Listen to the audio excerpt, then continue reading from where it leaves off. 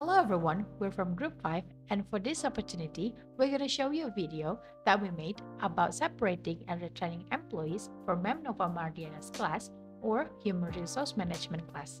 After that, if you guys still have a question about this topic, you guys can ask the member on the group. They are Relifidi Audrey, Muhammad Yuki Fairuuz, and Salsabila. In this chapter, we're going to talk about involuntary and voluntary turnover and the effect on an organization, how employees determine whether the organization treats them fairly, legal requirements for employee discipline, way of organization can discipline employees fairly, how job dissatisfaction affects employee behavior, and the last one is organization contribution to employees' job satisfaction. As a start, you guys can watch a movie scene that we put in this video about involuntary and voluntary turnover. Pretty fonts is not going to change that. Bill? If you don't share our enthusiasm and care for the vision of this company. No. I'm not understanding. Get out. What? Get your shit and get out. What You're done. What are you gonna fire me? No!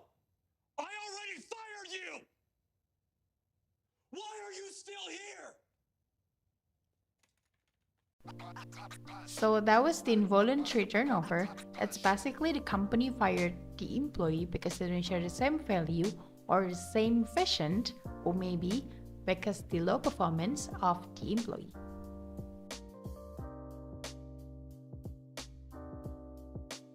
Meanwhile, the voluntary turnover is a type of turnover that occurs when employees willingly choose to leave their position. Employees might choose to vacate their jobs for a variety of reasons. Then what is the effect of involuntary and voluntary turnover for the company? For the involuntary, the company will lose productivity, but they can also get lawsuit or workplace violence because the company forced the employee to leave because low performance that given by the employee. And for voluntary turnover, the company will also lose productivity, but the biggest mistake for them is they also got loss of talented employees because the employees itself willingly to leave the organization. I will explain about how employees determine whether the organization treats them fairly.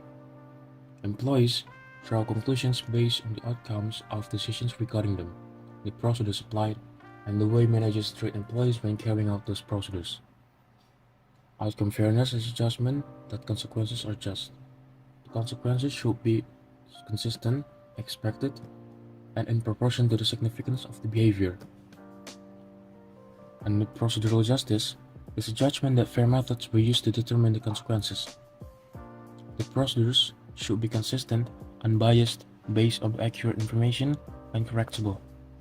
And they should take into account the viewpoints of everyone involved, and they should be consistent with prevailing ethical standards.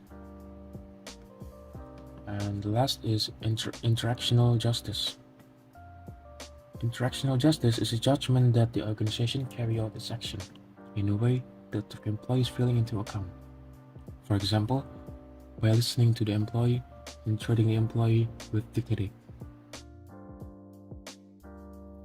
Next is about legal requirements for employee discipline. We have 4 in here. The first one is wrongful discharge. It means that the discharge may not violate an implied agreement. Terminating an employee might violate an implied agreement if the employer had promised the employee job security. Another reason a discharge may be considered wrongful is that it violates public policy. Violation of public policy include terminating the employee for refusing to do something illegal, unethical, or unsafe. Second is discrimination. Another benefit of a formal discipline policy are it helps the organization comply with equal employment opportunity requirements. As in employment matters, employers must make decisions with regards to individuals' age, sex, race, or other protected status. Third is the most important, employees' privacy. The court also have long protected individuals' privacy. At the same time, employers have legitimate reasons for learning about some personal matters, especially when behavior outside the workplace can affect productivity, workplace safety, and employee morale. Employers therefore need to ensure that all the information are just for business purposes. And the last one is notification of layoff. Sometimes termination is necessary, not because of individuals' misdeed, but because the company determines that for economic reasons. A company that plans such board scales layoff requires to give 60 days notice before any closing. If employers covered by this law do not give notice to the employees, they may have to provide back pay and fringe benefit and pay penalty as well. Of organization can discipline employees fairly. There are several ways can take by the organization or corporate to discipline their employees. First is progressive discipline. Organizations look for methods of handling problem behavior that are fair, legal, and effective. A popular principle for responding effectively is the hot stove rule. This rule says that discipline should be like a hot stove, giving clear warning and following up with consistent, objective, immediate consequence.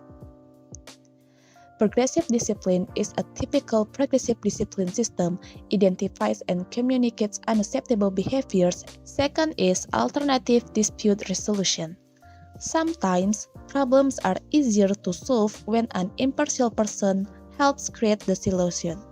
Therefore, at various points in the discipline process, the employee or organization might want to bring in someone to help with problem solving. Rather than turning to the courts every time an outsider is desired, more and more organizations are using alternative dispute resolution or ADR. A variety of ADR techniques is open door policy, is an organization's policy of making managers available to hear complaints. Mediation is a conflict resolution procedure in which a mediator hears the views of both sides and facilitates the negotiation process but has no formal authority to dictate a resolution. And the last technique is arbitration. Third, employee assistance programs. So incorporate an employee assistance program or EAP. In EAP is a referral service that employees can use to seek professional treatment for emotional problems or substance abuse. And the fourth is outplacement counseling. An employee who has been discharged is likely to feel angry and confused about what to do next. If the person feels there is nothing to lose and nowhere else to turn, the potential for violence or a lawsuit is greater than most organizations are willing to tolerate. This concern is a reason many organizations provide outplacement counseling, which tries to help dismissed employees manage the transition from the one job to another. How job dissatisfaction affects employee behavior. The causes of job dissatisfaction are: first, behavior change. As the employee tries to bring about change in policy or personnel, the efforts may involve confrontation and conflict with the employee supervisor. Second, physical job withdrawal. A dissatisfied worker may physically withdraw from the job. Options for physically leaving a job range from arriving late to calling in sick, requesting in transfer, or leaving the organization altogether. Even while they are on the job, employees may withdraw by not actually working. Third, psychological withdrawal. Displaying low levels of job involvement and organizational commitment. It's especially likely when employees cannot find another job. Organizations' contribution to employees' job satisfaction. Organization or corporate can take these ways to increase the employees' job satisfaction. First is hearing employees predisposed to being satisfied. Personal qualities of the employee, such as negative affectivity and negative core self-evaluation, are associated with job dissatisfaction.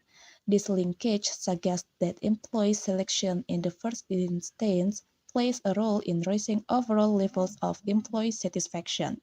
Second is designing complex and meaningful jobs. Organizations can improve job satisfaction by making jobs more complex and meaningful. Some of the methods available for this approach to job design are job enrichment and job rotation. Third is reinforcing shared values. Not only the tangible values, but also the intangible values such as encouraging social support and helping employees pursue goals. And the last is setting satisfactory pay levels by communicating pay structures and policies with the employment. So that was from our video. I hope you guys can get what's best for you. And we're sorry for the lack of information that we gave to you guys. We're just gonna say thank you so much for paying attention to our video. Once again, thank you.